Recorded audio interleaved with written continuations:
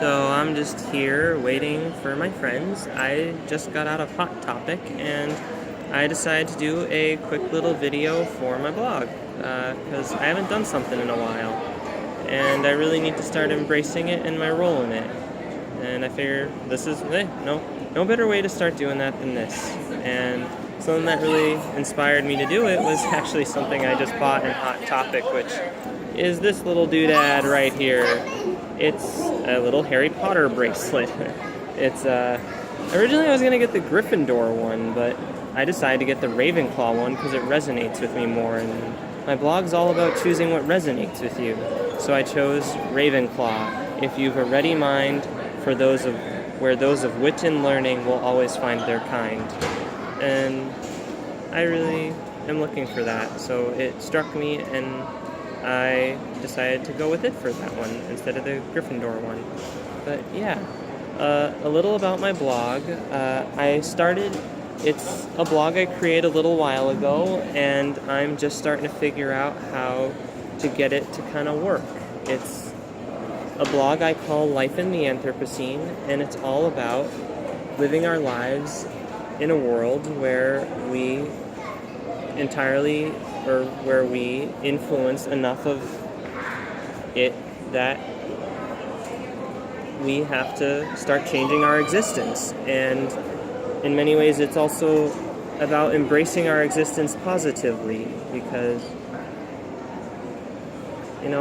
there's a lot of things going on in the world that aren't so great, and if we don't start enjoying our existence and embracing it positively and start making solutions for how to do that in light of all this stuff going on to solve our actual problems, this is gonna drag us, it could drag us down for good.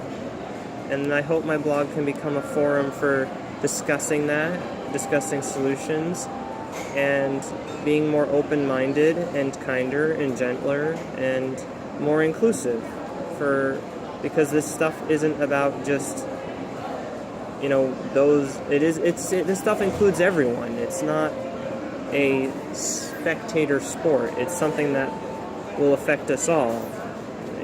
That's why I want my blog to be for everyone, and it has a really universal design.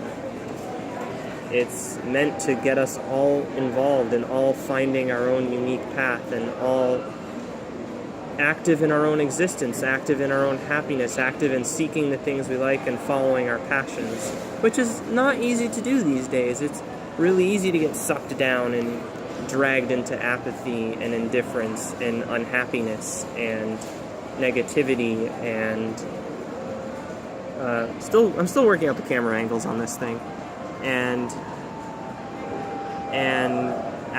inactivity and indifference and procrastination and not working towards your goals and feeling demoralized or broken down. It's really easy to get into that. It's hard to get out and to stay out and to not fall back into it.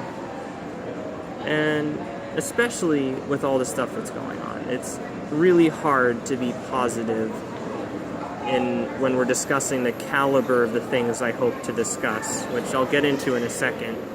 It's really not easy to be positive about things like, climate change or sea level rise, which maybe now is a good time to get into describing my blog officially, rather than just kind of being more generic with what I'm describing.